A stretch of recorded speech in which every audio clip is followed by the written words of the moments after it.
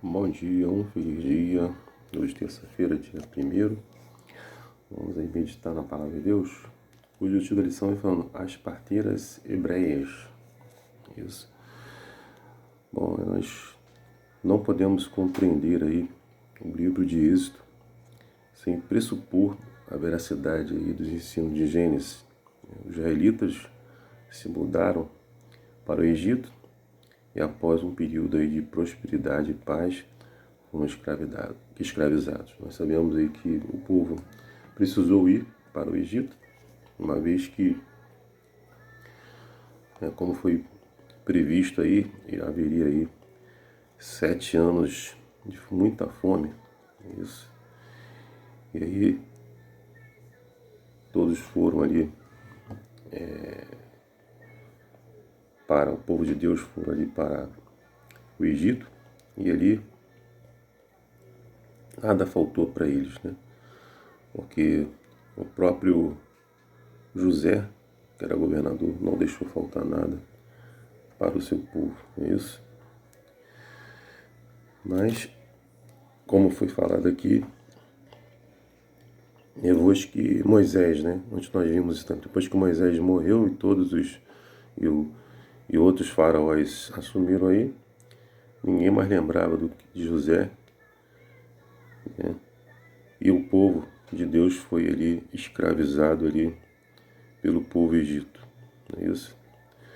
Mas nós vimos na história que Deus não abandonou e não abandona o seu povo em meio às dificuldades, adversidades que porventura eles venham estar passando, né? Ou seja, lá no passado, quando o povo de Deus começou a ser escravizado e as dificuldades que eles vieram a passar, como nós aqui possamos passar dificuldades, adversidades, mas Deus nunca vai nos abandonar, não é isso?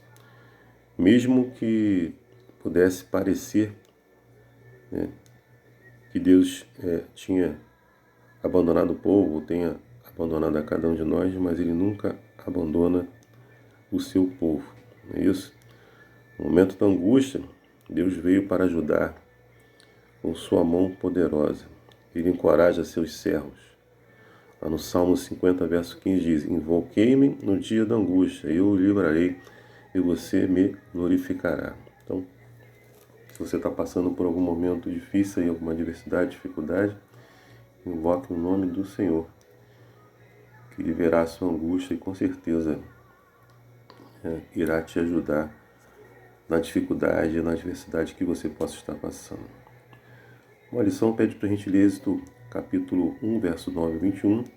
Aqui nós vemos que Faraó, ele viu que o povo os hebreus estavam se aumentando muito em número, né? A preocupação dele é que caso ele enfrentasse ali uma guerra ali com os seus inimigos, o povo hebreu, pelo seu número grande, poderia se unir aos inimigos, né, e derrotar ali a Faraó e seu exército, né? Ele tinha esse temor, esse medo dos hebreus. E aí ele começou a colocar mais e mais, né, serviços, escravizando mais e mais o povo hebreu. Mas mesmo assim Deus abençoou e eles se multiplicavam, e se multiplicavam, e se multiplicavam cada vez mais. Até que ele convoca aí as parteiras hebreias, chamadas de Sifrá e Puá, que significa bela e perfumada, para que, ao fazer o parto e verificar que eram meninos, esses meninos deveriam ser mortos. Não é isso? E olha que coragem que essas parteiras tiveram. Elas simplesmente resolveram obedecer a Deus do que a Faraó. Não é isso? Elas salvaram os meninos hebreus, temendo mais a Deus do que a Faraó. E a lição traz aqui que os egípcios acreditavam que o faraó era um deus da terra, filho do deus Ra, e também identificado como os deuses Osíris e Horus. Ra era considerado aí a mais importante divindade aí egípcia, ou seja, o próprio deus Sol. Apesar aí do suposto poder, esse deus não foi capaz de forçar as parteiras a ir contra suas convicções.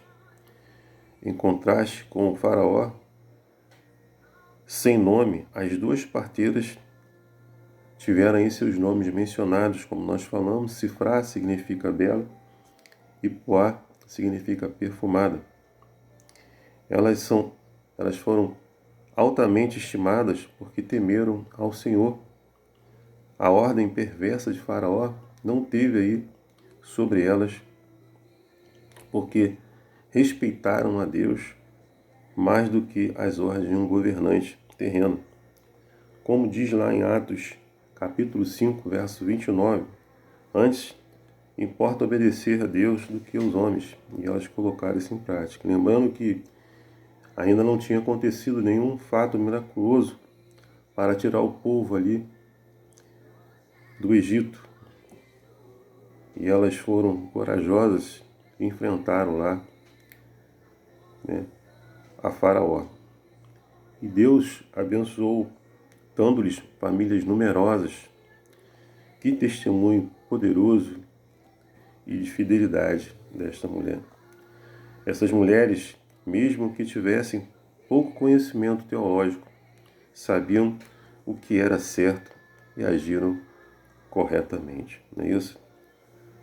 Quando o Faraó verificou seu plano havia falhado, ordenou aos egípcios que matassem todos os meninos hebreus recém-nascidos e deveriam jogá-los no rio Nilo, provavelmente como uma oferta a Hape, o deus do Nilo, que também era um dos deuses da fertilidade. A propósito, esse é o primeiro registro histórico de judeus sendo mortos apenas por serem judeus.